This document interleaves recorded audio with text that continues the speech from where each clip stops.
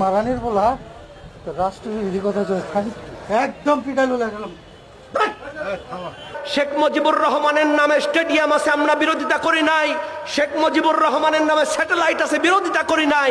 সুতরাং ভাস্কর্যের বিরোধিতা করার মানে হলো শেখ মুজিবুর রহমানের বিরোধিতা করা না। এটা হলো যেহেতু একটা মূর্তি, হাদিসে নিষেধ আছে, এজন্য আমরা ভাস্কর্যের ব্যাপারে বলেছি। শেখ মুজিবুর রহমানের ব্যাপারে আমরা কথা বলি নাই, বলা সমীচীন নয়। কথা বলেন ঠিক কিনা? পরে করে না ভাস্কর্য আলোচনা করলাম তো যে আলোচনা কেন করলাম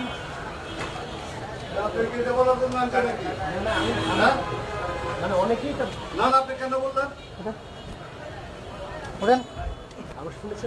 একটা কানাপট্টি গরম করে এলাম বান্দির বাচ্চা।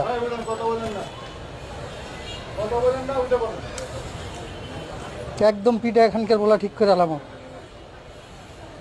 হ্যাঁ